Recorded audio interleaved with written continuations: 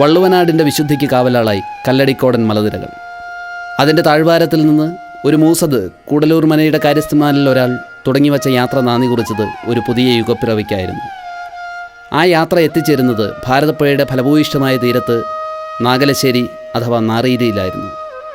പാറേക്കാട്ടില്ലത്തിൻ്റെ ചരിത്രം ഇവിടെ നിന്ന് തുടങ്ങുന്നു.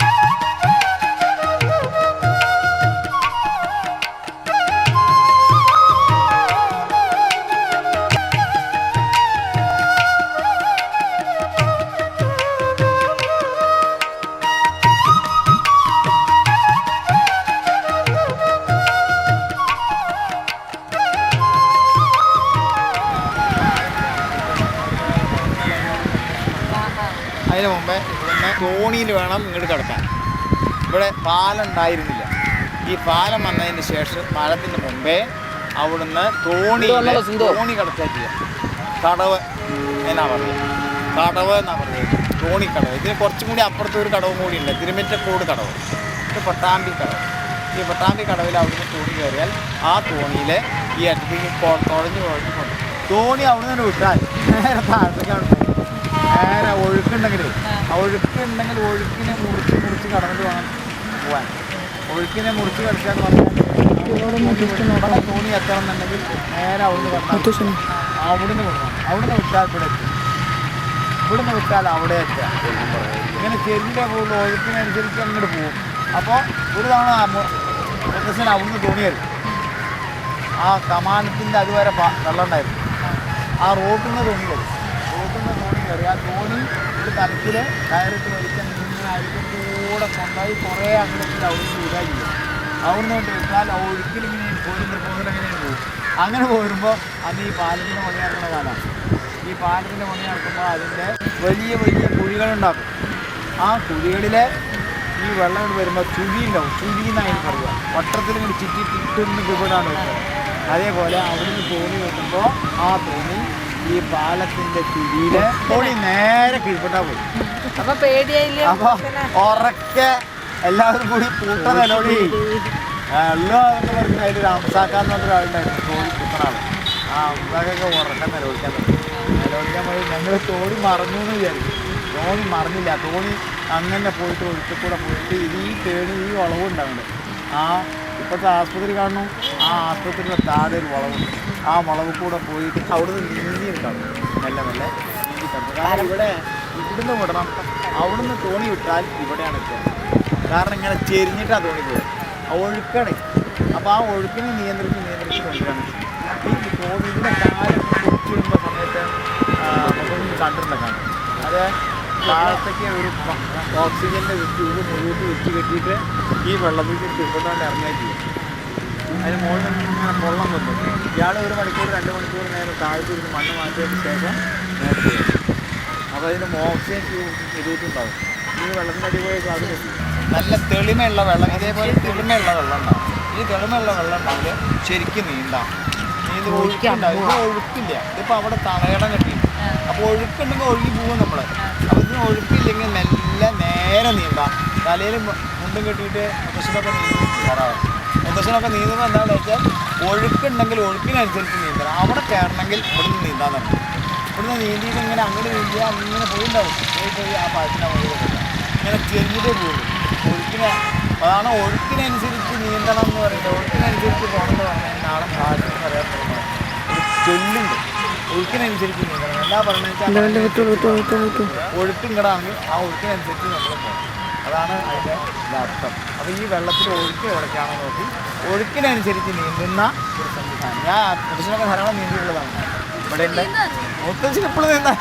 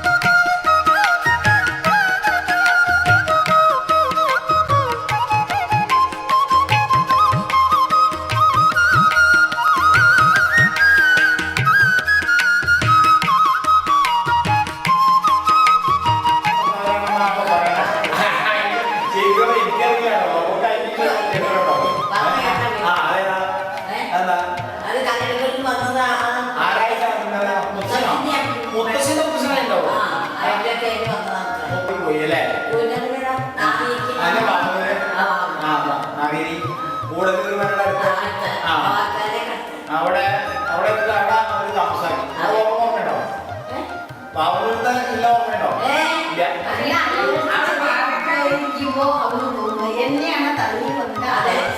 അതല്ല, ചെറിയ കുട്ടിയായതുകൊണ്ടാണ് കളിയിലേക്ക് പോകുന്നത്. അവള് ചെറിയ കുട്ടിയായിരിക്കുമ്പോഴാണ് അതായത് അവിടെ നിന്ന് കളിയിലേക്ക് പോകുന്നത്. കളി വന്ന ആദ്യം ശ്രദ്ധിക്കുന്ന ഓർമ്മയാണ്. അങ്ങനെയല്ലേ? ആ അത് ശരി.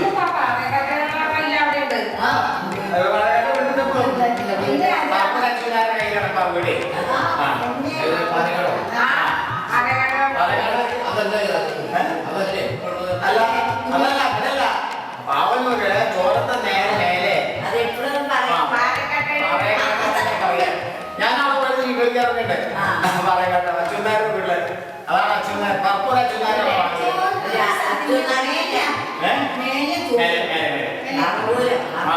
വീട്ടിൽ കയറുന്ന വഴിക്ക് കയറണം. വഴി കൂടെ പോയിട്ട് അന്ന് മുഴുവനും പാലക്കാട്ടുകാർ മുഴുവനും ഈ നാരീതി മനക്കാരുടെ ആശീർവാദം. അകത്തെ അമ്മ നമ്മൾ അവർ കുട്ടികളുണ്ടായാൽ അവർക്ക് മറുപടി വളർത്തുക എന്നുള്ള ഒരു സമ്പ്രദായത്തിൽ അകത്തും ഇവരൊക്കെ ആട്ടം പിരിവ് കണക്കെഴുത്ത് കാര്യങ്ങൾ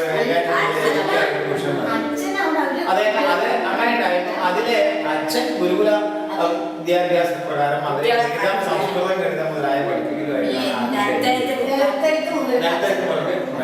അത് ഓർമ്മയില്ലേ?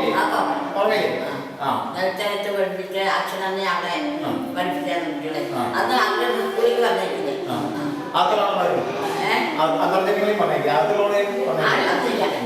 ആരും പോയില്ല. അതിൽ പഠിച്ചൊരു നാരായണപുരി കൈപ്പെട്ടതല്ലേ ഡോക്ടർ ഉണ്ടായിരുന്നു നോക്കാം. കുഞ്ഞിക്കാവ്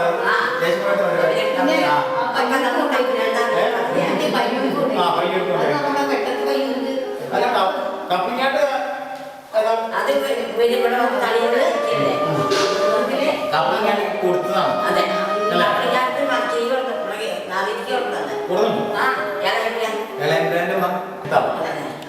അമേരിക്കയിൽ ഇംഗ്ലണ്ടിലൊക്കെ പോയിട്ട് അവിടുന്ന് ഒരു തിരുവല്ലയിലൊക്കെ ഉണ്ടായിരുന്നു. കോഴിശ്ശേരി അങ്ങനെയാണ് പാലക്കാട്ട് തളിയിൽ എത്തിയത്. അങ്ങനെയാണ് ആ തളിയിൽ നിന്നാണ് പിന്നെ ഇപ്പുള്ള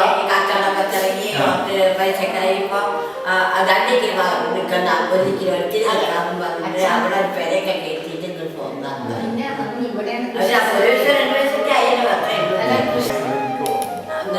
എന്റെ മനസ്സിലേക്ക് ചിത്രം അതാ അപ്പൊ അത് ഇത് ശരിക്ക് ഈ ബാബുവിന് കുറച്ചുകൂടി നല്ല വലിയ ആളായിരുന്നു. വലിയ ആളായിരുന്നു. ഇങ്ങനെയാണല്ലോ നല്ല വെളുത്ത് നല്ല വെളുത്തിട്ടാണ് വലിയ ആള് അങ്ങനെയുള്ള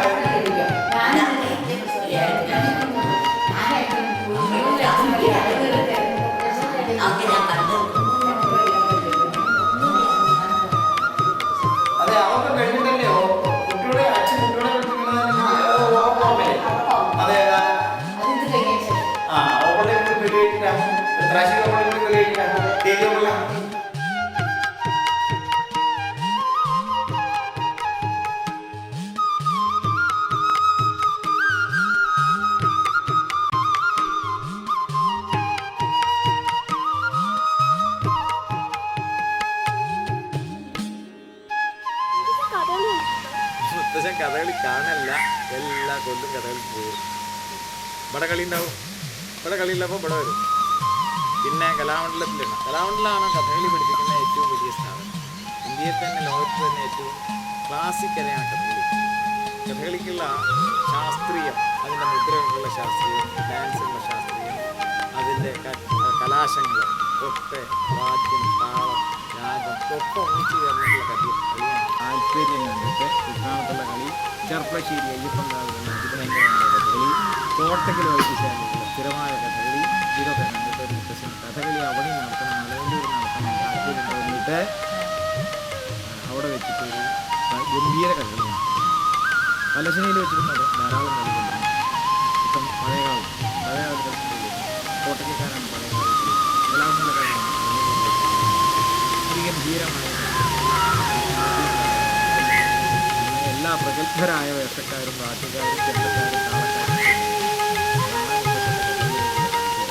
അക്ഷരശ്ലോകത്തിൻ്റെ ആൽത്തറകളിൽ നിന്നും കഥകളിയുടെ ആട്ടത്തിമിറപ്പിലേക്കുള്ള പകർന്നാട്ടങ്ങൾ, രാഗവിസ്താരങ്ങളുടെ ലയവിന്യാസത്തിൽ മുങ്ങി നിവർന്ന നാളുകൾ.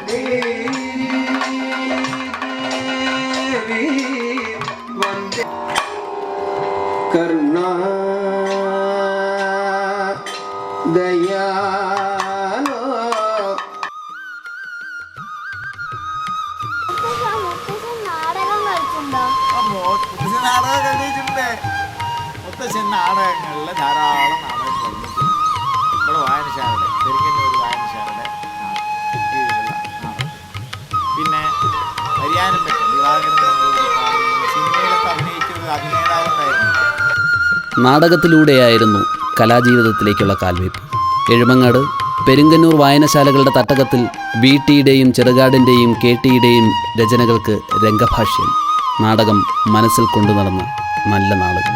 പിന്നീട് അലനല്ലൂർ കലാസമിതി സമാവർത്തനം നാടകം വേദിയിലെത്തിച്ചപ്പോൾ നായകനാവാനുള്ള ക്ഷണം സ്വീകരിക്കാൻ രണ്ടാമതൊന്നും ആലോചിക്കേണ്ടി വന്നില്ല.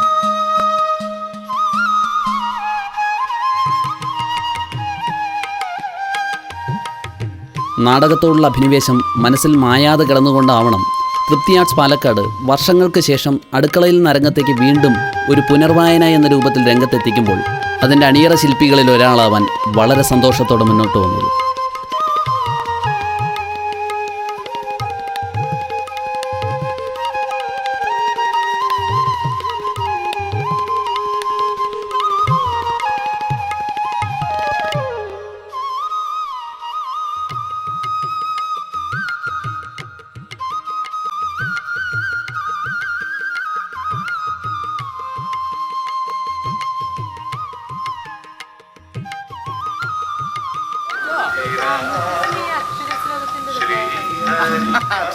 നിങ്ങൾക്ക് സ്കൂളിലൊക്കെ അക്ഷരശ്ലോകം പഠിപ്പിക്കാറില്ലേ? യൂത്ത് ഫെസ്റ്റിവലിനൊക്കെ അക്ഷരശ്ലോകമില്ലേ? അതിൻ്റെ വലിയ ഒരു പതിപ്പ് ഞങ്ങളെല്ലാവരും അക്ഷരശ്ലോകം ചെല്ലാം. അക്ഷരശ്ലോകം ചെല്ലാൻ പല പല അക്ഷരക്രമത്തിൽ പഠിക്കണം, വൃത്തത്തിൽ പഠിക്കണം. വൃത്താനുവൃത്തം അക്ഷരശ്ലോകം ചെല്ലണം. ഒരു വൃത്തത്തിൽ ഞാൻ ചെല്ലിയാൽ അതേ വൃത്തത്തിൽ തന്നെ പിന്നെ നീ ചെല്ലണം, പിന്നെ അതേ വൃത്തത്തിൽ തന്നെ കണ്ണൻ ചെല്ലണം. അപ്പോൾ ആദ്യം ശ്രദ്ധരാവൃത്തത്തിൽ ഒരു ശ്ലോകം ചെല്ലി വിജയിക്കുക, പിന്നെ ആ ശ്രദ്ധരാവൃത്തത്തിൽ തന്നെ ആയിരിക്കണം ഈ ചെല്ലണം. പിന്നെ അത് കഴിഞ്ഞിട്ട് ഞാൻ വസന്തതിലകം ചെല്ലി വിചാരിക്കും. ഓരോ വൃത്താനുവൃത്തം ചെല്ലുമ്പോൾ പൂവിനോട് മാല കെട്ടിയ രൂപത്തിലെ അക്ഷരശ്ലോകം വരും. ആദ്യം കുറേ ചെണ്ടമല്ലി, അത് കഴിഞ്ഞാൽ ചരം, അത് കഴിഞ്ഞാൽ കുറേ വെള്ളപ്പൂവ്, അത് കഴിഞ്ഞാൽ തുളസി, ഇങ്ങനെ വരുന്ന പോലെ പിന്നെ വസന്തതിലകം, ഇങ്ങനെ കാവ്യകേളി, ഇങ്ങനെ പോകും. അപ്പോൾ അതുപോലെ ഒരു പൂവിൻ്റെ മാല കെട്ടുന്ന പോലെയാണ് അക്ഷരശ്ലോകത്തിൽ. എല്ലാ നാടകത്തിനും ഉള്ളൂ. അതോട് കഴിയണം. പിന്നെ എന്താ ചെയ്തതെന്ന് ചോദിക്കാൻ പാടില്ല. അങ്ങനെയൊക്കെ അപ്പോഴൊക്കെയാണ് ഞങ്ങളൊക്കെ വലുതായിട്ട് ഇത് തോന്നിവാസമുണ്ടോ ശരിയല്ലല്ലോ എന്നുള്ള പൊടി പിടിക്കാനൊക്കെ ചേട്ടൻ ഞാനും ഏട്ടനൊക്കെ ആയിട്ടാണ്. അപ്പോൾ ഞങ്ങളുടെ ഭൂമി ഞങ്ങൾ നോക്കിക്കോളാം എന്ന് പറഞ്ഞു. അങ്ങനെ ഭൂമി ഏറ്റുവാങ്ങി കരക്കിലും ഉരിയിലും അങ്ങനെയൊക്കെ ആയിട്ടുള്ള നല്ല ഭൂമി ഉണ്ടായിരുന്നു. അച്ഛൻ അവസാനം ഈ ഓഫറുള്ള ധർമ്മവേളിയായിട്ട് പിന്നീട് അച്ഛൻ വെളി കഴിച്ചില്ല. പിന്നീട് അച്ഛൻ്റെ കൃഷ്ണൻ കൂസ് വെളി കഴിച്ചതിൽ 2 ആൺകുട്ടികളുണ്ടായിരുന്നു. രണ്ടാളും സർവേ ട്രെയിനിങ് കഴിഞ്ഞ് ഒരാൾ പൂർവാംശം തന്നെയായിരുന്നു, ഒരാൾ ഇവിടുന്ന് വയനാട്ടിൽ പോയി മലമ്പിനെ പിടിച്ച് വന്ന് അതിൽ മരിച്ചു. മറ്റാളും അപ്പോൾ അവരുടെ ജാതകത്തിൽ ദ്വാത്രിംശത്ത് എന്നുള്ള ദോഷം ഉണ്ടായിരുന്നു അത്രേ. രണ്ടാളും 32 വയസ്സ് വരെ ഉള്ളൂ ജീവിതം. ആ 32 വയസ്സിന് ശേഷം ജാതകം എഴുതിയില്ല, രണ്ടാളും മരിക്കുകയും ചെയ്തു. ഇങ്ങനെ മരിച്ചപ്പോൾ ഇനി ഇവിടെ ആരുമില്ലാണ്ട്. അപ്പം അങ്ങനെ പുറവഴി ഇല്ല മഞ്ഞ് മുടിഞ്ഞ് പോകുമെന്ന് വന്നപ്പോൾ രാമവാരാണ് ഇദ്ദേഹത്തിന്റെ സഹപാഠി. അങ്ങനെ വേടിയടിക്കാത്ത അപ്പൊ സുന്ദരത്തെ പറഞ്ഞിട്ട് ഇല്ലണ്ടായിരുന്നു ഇവിടെ. ഇവരുണ്ട് തീരെ അല്ലേ, അത് പണ്ടൊരു ഇല്ലായിരുന്നു, അത് എന്നെ പിടിച്ച് പോയതാണ്. ആ സുന്ദരത്തിന് കൊണ്ടുപോയ ഇതാണ് എൻ്റെ അമ്മാത്ത മുത്തശ്ശി. അപ്പൊ അങ്ങനെ കേട്ട് കേട്ട് പോയിട്ട് അമ്മാവന്റെ അടുത്ത് എത്തിയത് അദ്ദേഹത്തിന്റെ വേളിക്ക് ഉള്ള ശ്രമം. ഈ പറവടി നേരെ തെറ്റിയത് ആ സുന്ദരത്തിൽ പിടിക്കാന്ന് പറഞ്ഞത്. അങ്ങനെ വന്നിട്ടാണ് നെല്ലിക്കാട്ടി കരങ്ങാട്ട് തൊട്ടത്. അവിടെ വന്ന് അന്വേഷിച്ചപ്പോൾ വലിയ പാറേക്കാട്ട് വലിയേട്ടൻ്റെ ഒരു മകളുണ്ടല്ലോ പ്രായമായിട്ട് വന്നു. അപ്പോൾ എന്താ ചെയ്യേണ്ടതായി, അങ്ങനെ ഒരു നഷ്ടജാതകം എനിക്ക് വെച്ചേക്കും. അങ്ങനെ ഞാനായിട്ടൊരു ഭഗവതിയുടെ ദാസനായിട്ട് ഒരു മംഗളിനാരായണനായിരുന്നു. കാലിൽ കടത്തിനൊക്കെ ഇട്ട് വെളുത്ത സുന്ദരനായിട്ട് കണ്ടാലും ഹനുമാന്റെ ടൈപ്പിൽ മമ്മൂട്ടിയായിട്ട് അങ്ങനെ ഒരാളാണ് ഈ ഞാങ്ങാട്ടി. ഭഗവതിയുടെ ദാസനായ അമ്പലത്തിൽ തന്നെ ഉണ്ടാവുക. അങ്ങനെയാണ് അവിടുത്തെ ഉണ്ടായിരുന്നത് മുഴുവൻ കഴിഞ്ഞ് ഞാൻ ഓപ്പിള് 951 ഓപ്പിള് വിവാഹം കഴിഞ്ഞു. ഈ നഷ്ടജാതകം കളിച്ച് അതിനായിട്ട് ജാതകപ്പൊരുത്തം നോക്കിയിട്ട് സന്താന ഭാഗ്യം ഉണ്ടാവുമോ എന്നുള്ളതാണ് പണിക്കർ പരിശോധിക്കേണ്ടത്. അങ്ങനെ എൻ്റെ അമ്മാത്ത് വെച്ചിട്ട് ഒരു നഷ്ടജാതകം ഗണിച്ചു. അതിൽ ഈ കയ്യിൽ കൊണ്ടുപോയി വയ്ക്കും, കുട്ടികൾ കൊണ്ടുപോയി വെക്കുന്നതാണ് ഗ്രഹം, അതാണ് ലഗ്നം. നഷ്ടജാതകം കളിച്ചുണ്ടാക്കി ആ ജാതകവും അപ്പോൾ ജാതകവും കൂടി ഒത്തു നോക്കുകയാണ്. ഒത്തു നോക്കിയപ്പോൾ സന്താന ഭാഗ്യം ഉണ്ടാവുന്നതാണ് ഇവർക്കൊക്കെ അറിയേണ്ടതെന്ന്. വയസ്സ് 52 കഴിഞ്ഞിരുന്നു. അപ്പോൾ 24 ഉണ്ടാവുമെന്ന് പറഞ്ഞു. അങ്ങനെ വിവാഹം കഴിച്ചു. ധർമ്മവേളിയായിട്ട് ഇവിടെ മുതലിൻ്റെ പ്രശ്നം ഉണ്ടായിരുന്നില്ല. പാടത്തിൻ്റെ എന്തോ ചില കൂട്ടുകാരങ്ങൾ കൂട്ടി കാര്യങ്ങളൊക്കെ പഞ്ചായത്ത് പ്രസിഡന്റിലേക്ക് പോയി പരാതി പറയാൻ പോയതാണ്. മേലെ വരുമ്പോഴാണ് പൊട്ടിയിട്ടില്ല, കണ്ടത്തിൻ്റെ കേടുമ്പോൾ പോയി താഴത്തെ കണ്ടെത്താറ്. അതെ, മണൽ കൂടെ തിരിച്ചില്ല.